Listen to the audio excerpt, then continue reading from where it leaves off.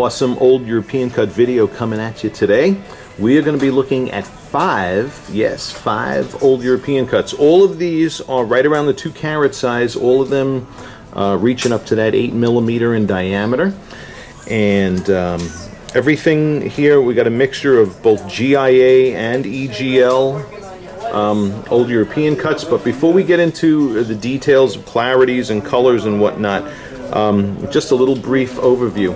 The first one that we're looking at on the left is a 190 KVS2 here that we have in the inventory. Now I do happen to know that that particular one scores an M. That's an EGL graded stone, but scores an M on our colorimeter, which is calibrated to GIA's color grading system. And the brightness and contrast on that first one happens to be really, really good for a genuine old European cut. Those are great optics for a genuine old European cut. The one alongside of it is a 210, okay, and is an MVS2.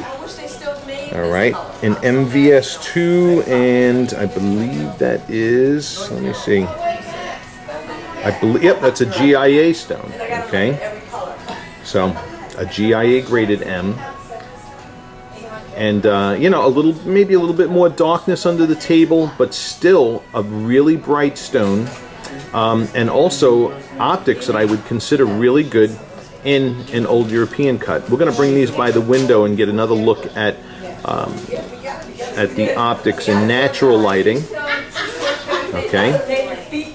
But both of them, so far so good. All right. Third one up on the list is the next 3 old European cuts that we're going to be looking at are brand spanking new. They just arrived today, and are all between 2 and 210 in the carat weight, but definitely all hitting that 8 millimeter mark in their measurements. This one here, nice patterning under the table.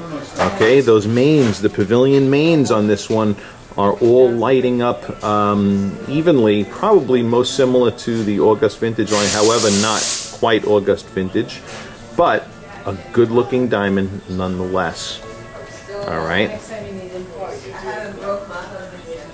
and this one is graded, I don't have in front of me which lab that third one is graded from, but it is graded in LVS2. If I'm not mistaken, I think it's a GIA stone. But I'm going to verify this after the video shoot, and I'll be in email with you also. So, not bad. These first 3 are going to be very interesting to look at when we're in natural daylight by the window as well. Okay. Here is now the last 2 diamonds.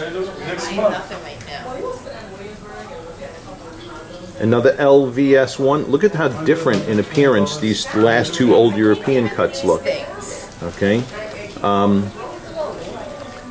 LVS1 and KVS2. Natural old European cuts we acquired. Totally different personalities from the first 3. And even the last 2 are really different personalities as well.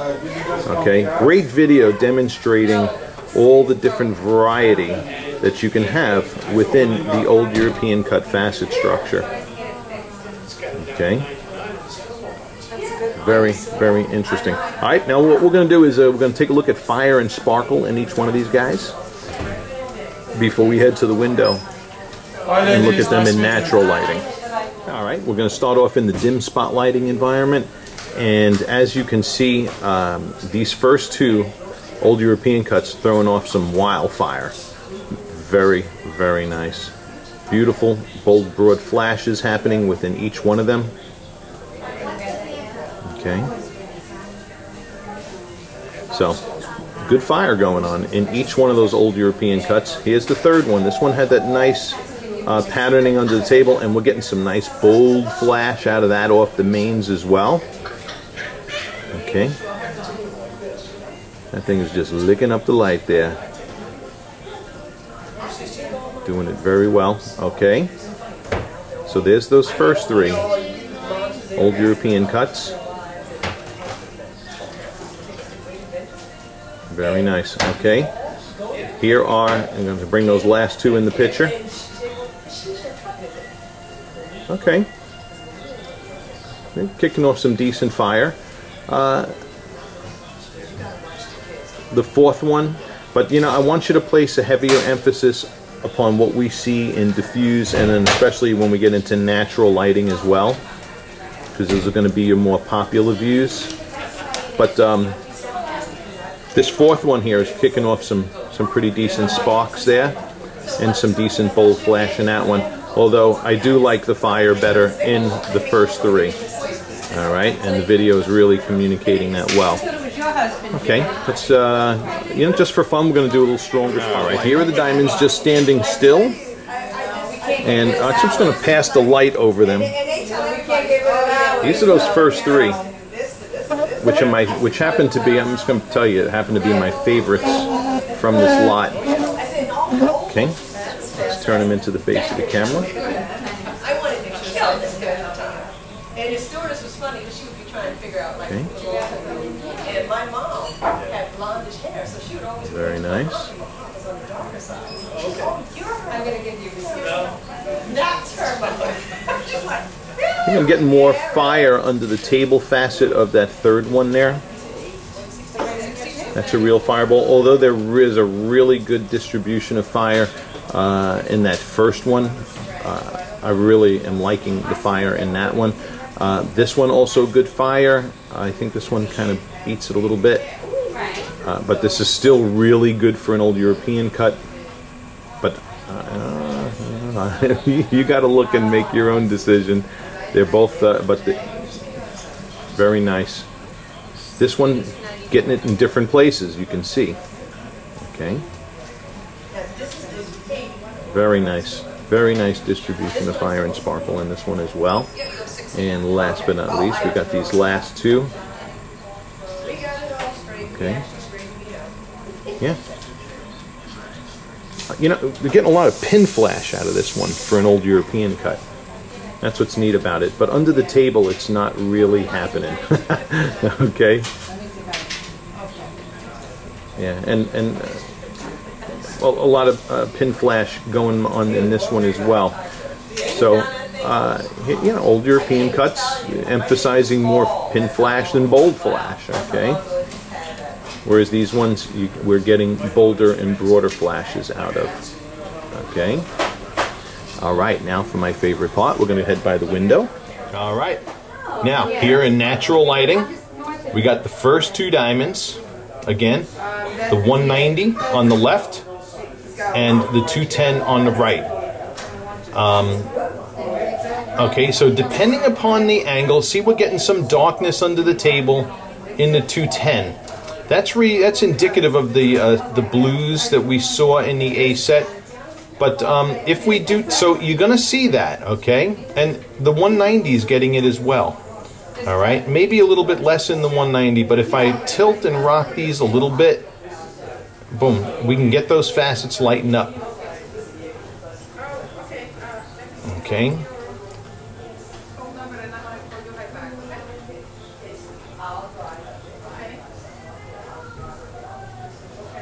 And this is here in natural daylight. So in natural daylight, the 190 is lighting up a little bit more under the table facet. The 210, a little bit more darkness, as you can see. All right. And just to let you know, before I even shoot these, I look at them with my eyes first to see and make sure that the camera is going to pick up what I'm actually seeing in particular zones within the diamond. So this is very accurate to what I'm seeing. Okay. Now what I'm going to do is I'm going to leave. Well, no, you saw these two. I'm going to get the next two out. And look at those. All right. Now here are the third and fourth OECs. If you remember, my favorites were the first three as we've been in the indoor lighting so far. And I was also very curious to see how this one here lit up. And, you know, in the indoor lighting, we saw those pavilion mains light up beautifully. And here they are lighting up beautifully again. All right. So in natural daylight, you know, and I'm going to tell you, this is one of the new stones that we had acquired and called in. I think I even like this better than my 190 that I have here and bought for stock. Beautiful patterning in this one. All right, this is an old European cut that I think we got to double check on the clarities and colors on this too, because this is a brand spanking new acquisition. But if everything checks out with the clarity and color, I think I'd be willing to back this one with lifetime policies based on its optics, if you wanted that. Okay, I'll give you the option to either get lifetime policies or not. And then here's that, this was the 4th old European cut, which I'm going to tell you looks better in daylight than it does indoor lighting. Okay, remember that this one here had emphasized a lot of pin flash when we were looking in the spotlighting. In the indoor diffuse lighting, I really wasn't crazy about this one. But it definitely does look better in natural daylight. There's a great video showing how old European cuts can change appearance depending upon the lighting. Okay, but overall, so far this one is really this one's doing a good job, and also comes in within the price range that this particular client specified to me that they wanted to keep within. All right, and last but not least, let's get that last one up here. Okay. See, and that one too also looks pretty darn good. Also, it looks better, admittedly better, in natural lighting than it does than it did the indoor lighting. But again, it's not embodying that flower pattern that this one has under the table facet. Nice patterning, and but nonetheless, it's an old European cut. Okay, and natural lighting, it looks a heck of a lot better in natural lighting, you know, than it did in the indoor lighting. So once again, the varying nature of old European cuts. Now, something I want to do before we close this video out, because I expressed my favorites being the first 3. I'm gonna leave this one out and just do a final comparison of the first 2 old European cuts alongside of this one, just to see the side by side. Okay, so in my left hand is that 3rd old European cut, and in my right hand is the first 190. Okay, and you know, different. You know, both of them are bright stones, both of them giving off good brightness. I would say the one on the left giving off maybe a little bit better brightness, but both of these are excellent old European cuts, okay? Excellent optics in the world of old European cuts. All right? Considering the tools and technologies they had back in the early 20th century and before, you know, with knowledge of diamond optics was scarce, and they were cutting for the heaviest diamonds possible. These are both really good looking stones. So, got to think which one you like better between these two. And then I want to bring up that second old European cut, that 210 we had as well, and look at it next to this one. Okay, and last but not least, here is the the third old European cut on my left, next to the 210 on my right. All right. Wow. So, you know, just calling it like I see it. The one on my left is lighting up beautiful. You've got pastels under the table. Beautiful, beautiful display going on in the old European cut on the left. And like I said earlier, the old European cut on my right, this 210 is a good look. You know, it is a decent looking old European cut. It's got good brightness down to the edges and whatnot, but it does have that darkness under the table. And when we do the A set on it, we do see heavy blues under the table, which is translating exactly like what you're seeing here in the video as well. So that wraps this video up. Thank you for watching, and I hope this has helped. We definitely have nailed some winners. There are definitely winners in this video for sure. And then I'll be getting back to you with all the details, but I'm definitely going to be scanning in all the details on this one. It's a beauty. In fact, I would buy this one for inventory if this client doesn't take it. All right. Thank you for watching. You guys who are watching and learning, hit subscribe. The more diamonds you watch, the more you're going to learn. All right. Thanks again. Bye-bye.